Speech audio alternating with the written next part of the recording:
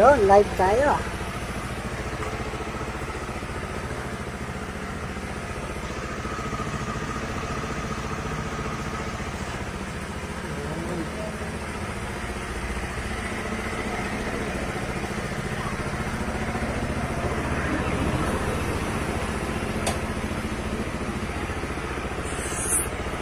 Diyan makikita yung cambio na.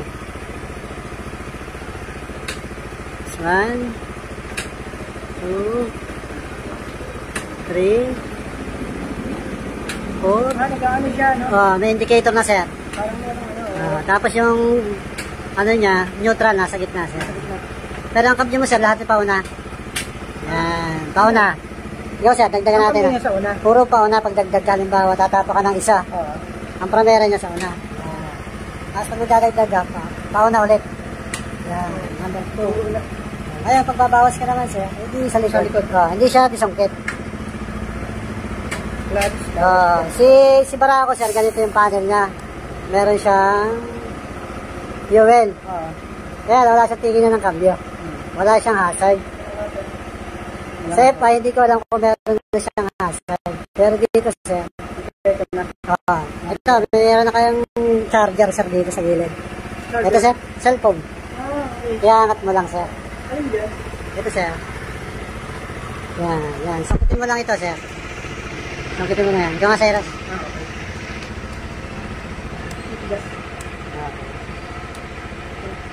Wala sa ko. So, yun ang makina natin, mga sir.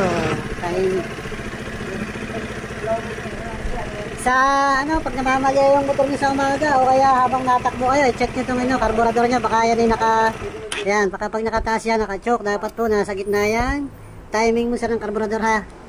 Halimbawa, sir, may nagarahe mo siya, tapos merong naglaro, inangat sa ganyan, ganyan. Ang mangyayari dyan, sir, pag naka-high speed ka na, halimbawa, natakbo ka ng 60, 80, ganun, para kang kinakapos, pag dududahan mo noon, may tubig yung gasolina mo. Pero unang-una mong i-check dyan, sir, ito. Baba mo lang yan. Pull down? Yes, sir. Yan ay tatlo yan. Isang normal, isang semi, naka-choke, tapos full choke naman yung isa.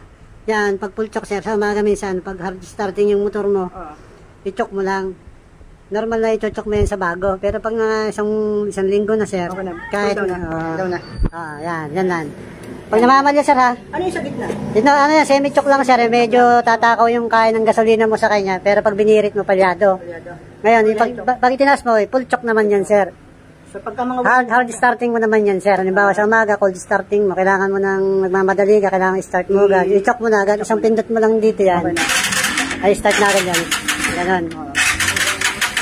Yan. Pero pag yung normal lang, sir, hindi nakababa lang.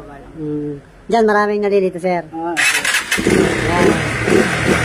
Yan naman, sir, pag maganda yung minor yan, no? Isa lang pindot mo gano'n, no? Normal yan. Yan. Sige. Picture. Ito po yung customer natin from Florida, Quezon. Walk in. Isa pa. Busina. Yun. Kanya kasi. Kulay blue. Ang laman po nito ay balancer. So, puro gear yan. Timing sa sigunyal, kaka din sa balancer. Sa kicker naman, medyo matigas lang konti. Testingin mo nga, sir. Testingin mo nga, sir. Kung kaya ng isang padyak yan. Kailangan na i-release mo muna, sir, ng baba mo muna. Kikier mo siya pababa. Yung sagad. Hindi, gantahin mo muna, sir. Diba? Ganito, sir. Tutulog ko, sir. Di, ganyan. Pa-release mo muna yung compression. Yan. Yung malambot na yan. Sagad. Saka mag-ibiray ng diretso. Yan. Ulitin natin. Yung. Tigas. Sa una lang matigas. Release mo muna. Parang TMX. Yan. Medyo matigas lang ng konti.